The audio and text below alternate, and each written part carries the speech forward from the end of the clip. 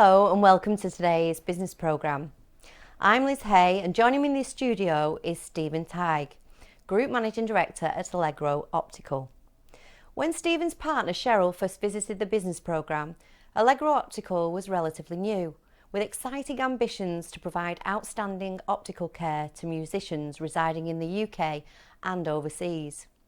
Cheryl shared with us her niche business, originating as a family concern in Meltham, and at the time they were a finalist in the FSB Yorkshire and Humber Awards 2018.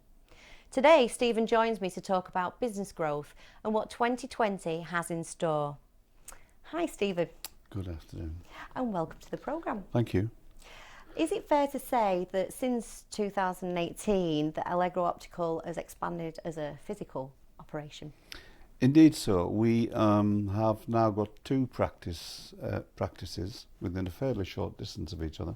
One's in Meltham, which is the main practice, which most musicians go to, but we've also opened another practice over in Greenfield in Saddleworth, which of course is another very highly musical environment. And are you still very much focused on the musician market, Steve? Yes, very much so. That's where we see the main growth coming to the business over the longer term. But at the moment, we very much have two general practices in those areas. So we deal with the general public. But I'd say currently around about 20 to 30% of our turnover is produced as a result of dealing with musicians with problems. Mm-hmm. And what specifically draws you to that market with the musicians? And Cheryl did talk to us when she was last in about other performing artists and potentially lecturers and so on. Well, I was the guinea pig actually. I was the person whom she first noticed. I am a professional musician myself. I'm a conductor, I'm a trombonist by trade, various other things. Mm-hmm. But the first time she noticed it when I was conducting at the Royal Northern College of Music, and because I was trying to sight read music I hadn't seen before, I was bending over and my hand was up here conducting, so it was a bit silly really. Mm-hmm. But she thought, well, hang on a minute, what's going on here? But of course, as a player as well, I had a problem with becoming older and becoming more what's known as presbyopic, which means that your eyes can't quickly change from short to longer distances as you get older. Mm-hmm. And that was noticeable when I was trying to play trombone. And that's how we started. And I've been right through it actually personally. I've had cataracts, I've had all sorts of things. So I'm the guinea pig, you might say. And we're here as a result of realizing that when a musician goes to an ordinary optician who has no experience or no expertise in music themselves, they don't really get it, they don't really get the problem. So we decided to explore that route, and it's proven to be very successful. Mm-hmm. Great. Now, you're proud custodians of several awards since we last spoke to Allegro Optical. Are there any in particular that stand out, Steve? And what do these awards mean to the people behind the business? Well, we're currently, this year, we've been a recipient of 6 major awards, which when I think about it now is quite incredible. But our main awards have come from the Federation of Small Businesses. We are currently the Arts Award winners this year. I personally won the Chairman's Award in London, the Federation of Small Businesses Chairman's Award, I think it was January this year. But the big one, I think, is the one that Cheryl's won, which is National Dispensing Optician of the Year for 2019. But the good news, on top of that, is that she's also been nominated for next year. Fabulous. Oh, that's great. And as you say, a number of awards, all within the space of a year as the business is growing. And there's been lots of positive, excellent feedback, in fact, for Allegro Optical online too. We're finding that everyone we talk to, whom is in the musical sense, all the musicians we speak to are all different. They've all got a different issue with their eyes. They all play different instruments. They all sit in a different place. They may be studio musicians, they may be an orchestral musician, there may be a musician that has to play in musical theatre, which is they have to sit underneath the shelf, underneath the stage. So everyone's different. We've had everyone from symphonic harpists down to cornet players, so we've had a broad experience. But we're finding each time we get a different musician stroke instrument, we're learning as well that we're actually undoing sometimes what's been taught at university. So we're actually finding that we're coming up with unique solutions which haven't actually been fully recognised yet by powers that be in optics. That sounds exciting, almost re-engineering the way it's been done before. It is, and it gives us a problem in as much as when we take on new staff, optometrists particularly, we have to untrain them a little bit, and then they don't believe us until we show them. And you get the light goes on, there's a bit of recognition. Wow, didn't know that would happen. So even those experienced people in the industry, we're having to rewrite the rule book a little bit here and there. Absolutely. And do you therefore partner with other organisations that can provide things like the lenses or contact lenses or those sorts of things? So it's not all done from either Meltham or in Greenfield. You do work with other organisations in the Indeed we do. marketplace. And my ethos right from day one was always, well, we've got a couple. Customer service is key. And to do that, we need to be providing a product which no one else can produce, really. So we've gone into partnership with a lens manufacturer who's based in Leeds. And we're trying to promote British industry as much as possible. We're trying to produce good quality solutions. We're using good quality British products such as lenses, frames, that kind of thing. And that's very much our ethos. And so we keep it local. We can help. It helps us control quality. We go to them. We visit them on site. For example, one of the sites has got like 6 machines in one room, and each one's worth £300,000.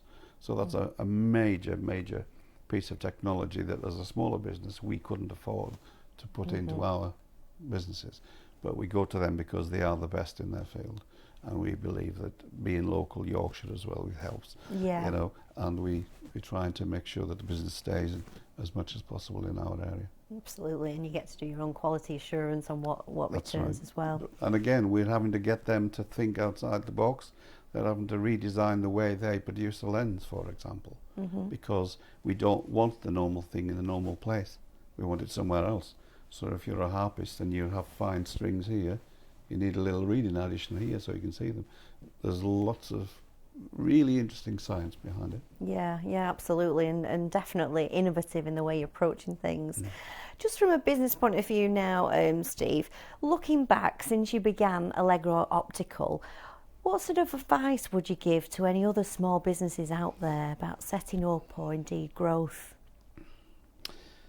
Well, I've set up a few businesses in the past, and touch wood, they've all been reasonably successful, but the basics, I think, are good quality employees, well motivated, who care about the customers, because you only get one chance to make a first impression, and that it's important that you have a good ethos for people to come back to you, because as you can imagine in optics, it's a repeat business. Yeah. So every couple of years somebody gets an eye test, comes back, is happy, goes away, tells everybody. So if you produce a good product at a reasonable price, and it is, in our case, a little bit unique, everyone talks about it when they go away. Hence what you were saying before about we have blogs and things online. We have lots of experiences and with different problems which you can now tell people about, which again creates even more impact. So if you're in a small business and you're trying to operate in a large market, there's a lot of competition in the market we're in. It's about having good USPs, good staff, a really good customer ethos, and finance is the big thing. I think if there's a lot of people who are expert at what they do, i.e. widgets or whatever it happens to be, and they're expert in that area, but they need somebody good who's good with finance and understands how funding operates, and because it's very easy to have a new business and cash flow becomes a problem through success, because the more successful you are, the more you've got to spend. Absolutely. You've got to be able to fund that growth and that Indeed. scaling up of the business. And I would like to see more done by local government to help smaller businesses, to be honest. But doing good research, getting some good advice up front, and trying to make sure that you've got your finances in place, as well as a good reporting structure. Because you might be very good at what you do, but you might necessarily have no business experience at all. So having good mentors as well, I think, is a good idea. Yeah, good mentors. That's great advice. And what does the future hold, Steve, for Allegro Optical? What have you got planned in 2020? Well, we're going to make an out-and-out effort to become Dispensing Optician of the Year again next year. That's something that I'm very conscious of has had a good effect on us this year. But get it twice in successive years is unheard of. So we're going to have a go at that. Excellent. So in terms of the music side, we are currently working with York University and Huddersfield University to actually put some television together to enable us to get the story out there a bit to a wider audience. The problem with trying to deal with musicians is that they're often skeptical, shall we say. They've been to their optician 2 or 3 times and they've come away and it's not worked. So I think they're rightly skeptical because of that. So getting the idea of why we're different out, doing a bit of marketing, if you like, in terms of, well, this is how we started, this is where we're going, and this is what we managed to do. And the more of those blogs that you see online and things, and the more of that we can do, the better it'll be. And I've been asked if I'd like to, by the BBC actually, that if we'd like to do something which involved orchestras. So in other words, us talking to orchestras and discussing their issues. It's quite tricky really, because if you're a professional musician and your eyesight's failing you, who do you tell? Because you could end up losing your job because people have said, oh, he can't do it anymore, he's past it, or where's all these wrong notes coming from? Yeah. Do you know what I mean? And when we do fix it, oh wow, it's a life-changing thing, because people don't do music for a hobby, it's a way of life. And people who are in music as a profession aren't in it just to make a few quid and go home on a Friday night. It's a passion. I always remember our first proper gentleman, who was Professor David Barker, who is an organist. So he's in front of this instrument he's mastered over 40 or 50 years. It's got 4 or 5 manuals on it. It's a beautiful thing. And he's looking through the mirror and he can't see the conductor. And he can't see the music because it's like 4 or 5 manuals away. So, and we fixed that. Now he was about to give up. Right. All that experience. Yeah, I could have gone and to talent. Yeah, to waste. But you can cover quite an important issue there. We don't always sort of recognise or want to talk about problems, particularly if it's linked to an income or something we're very, very passionate about. Indeed. But actually, it's getting the message out there for Allegro Optical that these issues and the complications they create can be fixed. I think another thing in the future might be focusing on different occupational situations, because if you imagine think about a musician who's working at a fixed distance for music, he's looking at his conductor, he's got his colleagues to interact with. Well, the same could be said for a lot of different occupations. Lecturers, for example, working off a laptop, looking at their attendees, as it were, and they've got a whiteboard and blah blah blah. So there's all sorts of different things. That different areas we could eventually go into, but we've got our hands full with musicians at the moment, so that's where we're going. That's great. Well, thank you very much, Steve, for joining us again today, and we wish you every success at Allegro Optical. Thank you. And let's hope there's many more awards to come. Hopefully. Thank you.